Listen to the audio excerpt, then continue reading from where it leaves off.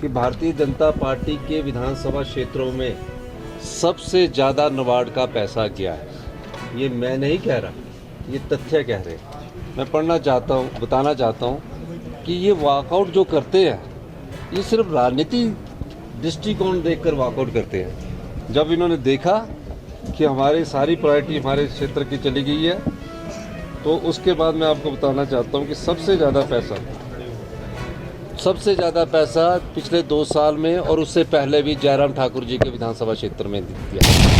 मैं ये कहना चाहता हूँ, जब से हमारी सरकार बनी है 2 साल बने हुए हैं, और मुझे ये समझ नहीं आया, जब मैं आज विधायक प्राथमिकता की बैठक ले रहा था, कांग्रेस के विधायक बोल रहे थे कि हमारे क्षेत्र में जो नाबार्ड की प्राथमिकता उसमें पैसा नहीं किया गया।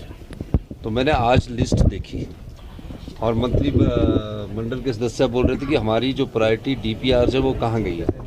अब लिस्ट में पढ़ के बताना चाहता हूँ कि भारतीय जनता पार्टी के विधानसभा क्षेत्रों में सबसे ज़्यादा नाबार्ड का पैसा गया है। ये मैं नहीं कह रहा, ये तथ्य कह रहे हैं। मैं पढ़ना चाहता हूँ, बताना चाहता हूँ कि ये वॉकआउट जो करते हैं ये सिर्फ राजनीतिक दृष्टिकोण देखकर वॉकआउट करते हैं। जब इन्होंने देखा कि हमारी सारी प्रायोरिटी हमारे क्षेत्र की चली गई है, तो उसके बाद मैं आपको बताना चाहता हूँ कि सबसे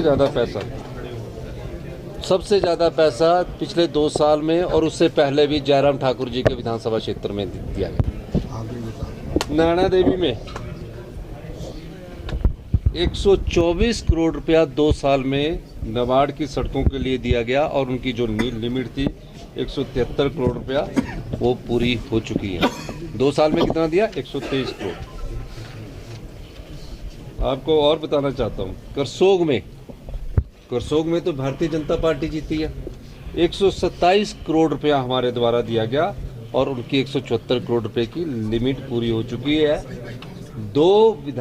2 साल में दिया गया पैसा है ये। 2 साल में सुंदरनगर में 82 करोड़ रुपया दिया गया, नाचन में 45 करोड़ रुपया दिया गया, हमारा दिरंग में 50 करोड़ रुपया दिया गया, जोगिंदरनगर में 50 करोड़ रुपया दिया गया और इनको 50 देने के बाद इनकी 172 करोड़ की लिमिट पूरी हो चुकी है। धर्मपुर में 38 करोड़ रुपया दिया गया, सिराज में 50 करोड़ रुपया देकर 172 करोड़ से भी ज़्यादा दिया गया, क्योंकि 172 करोड़ 44 लाख हुआ। तो हमने सोचा प्रतिपक्ष के नेता है, इनकी इस योजना को भी अप्रूव कर दिया जाए। जब नाबार्ड से वापिस आती है एक लिमिट के बाद, हमने वो भेदभाव नहीं रखा।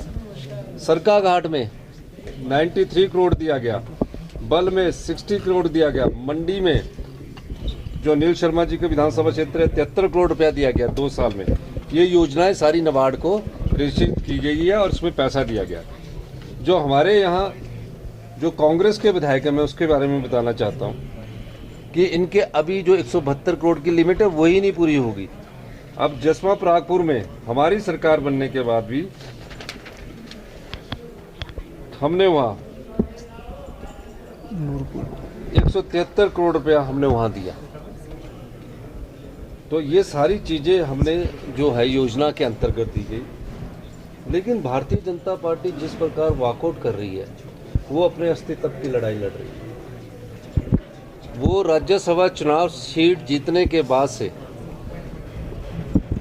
थोड़े से असहज हो चुके हैं कि जब किसी विधानसभा क्षेत्र के बारे में योजना विभाग बैठक करता है तो कम से कम आपको बोलने से तो कोई नहीं रोक सकता। आप बैठक में आते, बैठक में अपनी बात रखते, अपने विधानसभा क्षेत्र की समस्याओं की बात रखते, तो अपने विधानसभा क्षेत्र की समस्याओं की बात नहीं रखते हैं। विधानसभा में भी भ्रष्टाचार पर प्रस्ताव लाए, फिर उसके बाद वॉकआउट कर दिए, चर्चा नहीं करते हैं। अगर कोई और शिक्षा संस्थान पर प्रस्ताव लाते हैं, प्रश्न पूछते हैं, उस पर वॉकआउट करते हैं।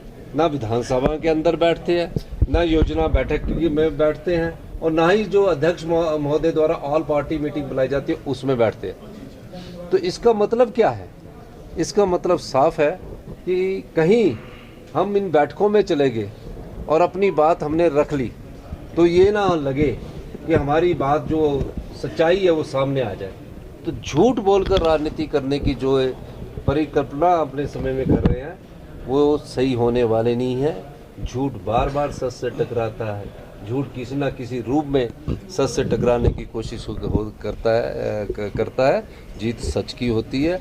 और आज बैठक में आते मैं सबको आपको चिट्ठी दे दूंगा, इनको भी भेज दूंगा कि आपको इतने पैसे स्वीकृत किए गया, आपके विधानसभा क्षेत्र के और भी मैं पैसे स्वीकृत करता, और भी मैं चीज़ें स्वीकृत करता।